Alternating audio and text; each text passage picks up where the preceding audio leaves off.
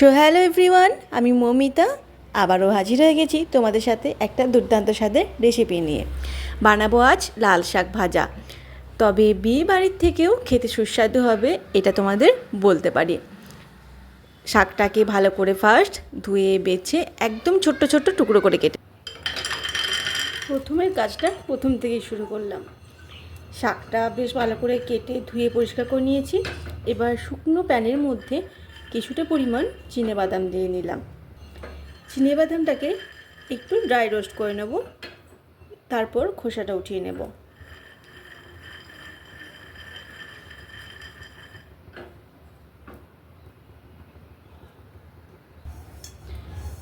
এবার কড়াই বসিয়ে নেব। আমার বাদামটা রোস্ট করা হয়ে গেছে, এবার বাদামটা নামিয়ে রাখবো। কড়াই বসিয়ে নিলাম। কড়াই দিয়ে দিচ্ছি এবার সর্ষের তেল। তেলটাকে গরম করে দিয়ে দিচ্ছি কালো জিরে ফোড়ন, সাথে দিয়ে দিচ্ছি কিমা করা রসুন ও কুচি করা কাঁচা লঙ্কা। কিমা করো এই জন্যই বললাম, আমি এখানে রসুনটা ফার্স্ট একটু থেতো করে তারপর কুচি কুচি করে নিয়েছি, সেই জন্য একটু কিমা করা বললাম। হালকা একটু রং ধরে এলে এর মধ্যে কেটে রাখা শাকটা দিয়ে দেব। এই সময় দিয়ে দিচ্ছি শাক।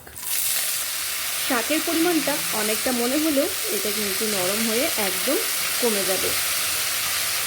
আর লাল শাক খুব নরম শাক, খুব সাধারণ একটা শাক। গরম ভাতের প্রথম পাশে যদি থাকে তাহলে ভাত খাওয়াটা বেশ মজার হয়। আর আজ আমি একদমই অনুষ্ঠান বাড়ির স্টাইলে তোমাদেরকে দেখাবো লাল শাক বানানোটা। দিয়ে দিচ্ছি স্বাদ মতো লবণ ও সামান্য একটু হলুদের গুঁড়ো। টেস্টটা বাড়ানোর জন্য সামান্য একটু চিনি।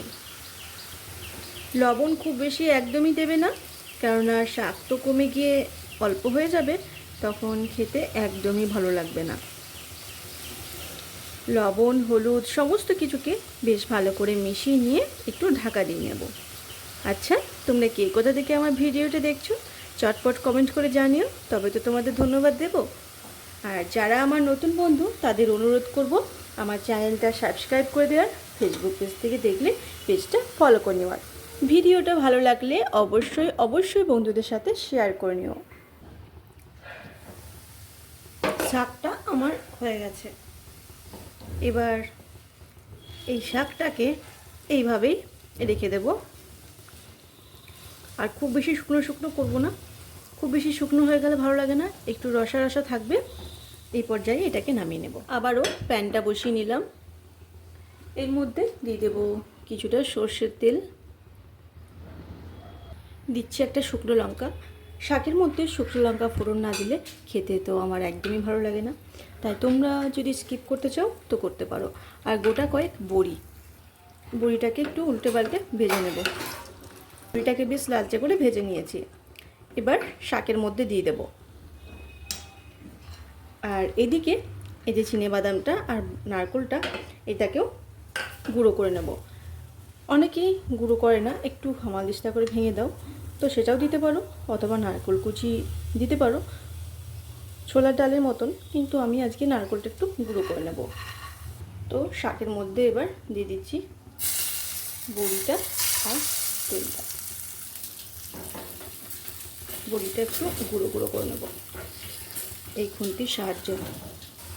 দিয়ে দিচ্ছি গুঁড়ো করে নেওয়া নারকেল ও বাদাম। গ্যাসের ফ্লেমটা অফ করে দেব।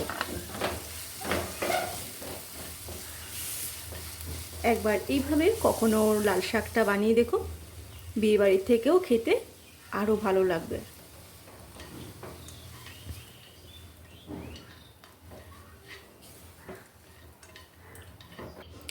নাও এবার গরম ভাতের সাথে টেস্ট করে দেখে বলো তো কেমন হয়েছে আমার শাকটা।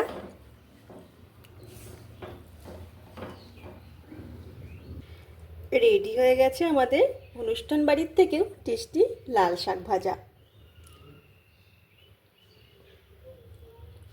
এই ছিল আমার আজকের লাল শাকের রেসিপি।